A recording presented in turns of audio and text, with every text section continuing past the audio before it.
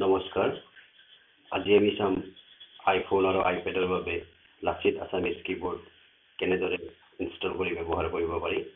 ইয়াৰ বাবে আমি প্ৰথমে যাব লাগিব এপ ষ্ট'ৰলৈ।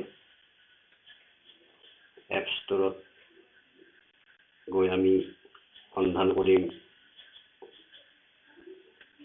লাচিত বুলি।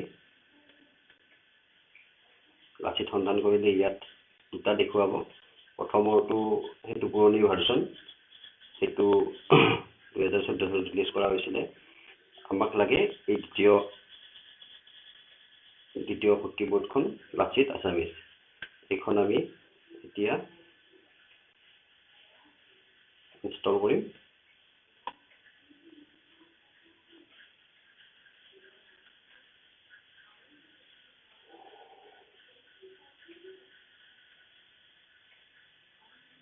এই কীবোৰ্ডখনত যিকোনো এপতে যেনে Facebook, email, notes, WhatsApp, SMS সকলোতে লিখিব পৰা হ'ব।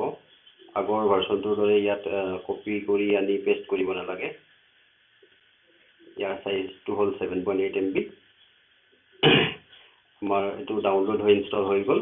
এতিয়া আমি এইটো অ'পেন কৰিম। অ'পেন কৰাৰ লগে লগে আমাৰ এপটো খুলিব।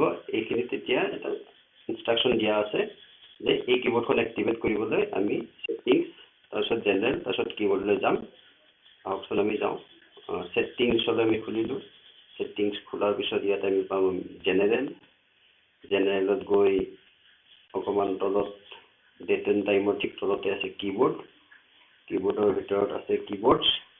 ইয়াতে গৈ আমি এতিয়া এড নিউ কীবোৰ্ড কৰিম।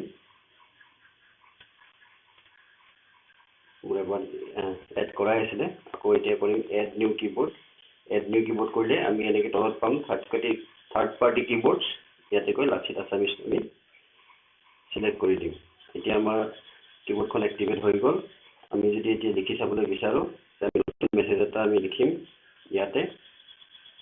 এই যে গ্লোব বাটনটো আছে, এইটো হেঁচা মাৰি ধৰিলেই অসমীয়া লাচিত আছামিজখন ওলাব। এতিয়া আমি টাইপ কৰিব পাৰিম অসম আমাৰ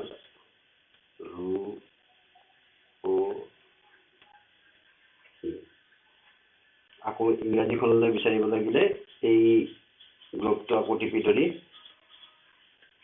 এই ইংৰাজীখন ওলাব। আকৌ এবাৰ টিপিলে হয়তো বেলেগ এখন ওলাব বা ইম'জি কেইটা পোৱা হ'ব। ঠিক তেনেদৰে চুইচ কৰিব পাৰি। ইয়াতে চিফ্টতো এইকেইটা আছে, নিউমাৰিকৰ এইকেইটা আছে। এইখন কীবোৰ্ডত গোটেইবোৰ আখৰেই আছে আমাক প্ৰয়োজনীয় হোৱা। স্বৰ্গীয় চিনটো আছে, ডক্তৰ, ডাক্তৰ, ব্যঞ্জন্ত, বসন্ত আটাইবিলাক আছে। আমাৰ ইয়াত মিচিং ভাষাৰ উকাৰডালো দিয়া আছে।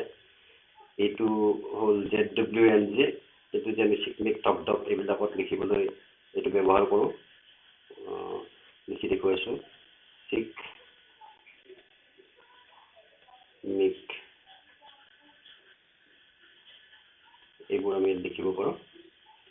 এইখিনিয়ে হ'ল মূলতঃ লাচিত কীবোৰ্ডখন কেনেকৈ ব্যৱহাৰ কৰিম সেইখিনিৰ ওপৰত এটা সৰু ভিডিঅ'। আমি ফেচবুকতো লিখিব পাৰিম, হোৱাটছএপতো লিখিব পাৰিম, ইমেইলতো লিখিব পাৰিম, নোটছতো লিখিব পাৰিম। আমি সকলো ধৰণৰ এপতে এতিয়া লিখিব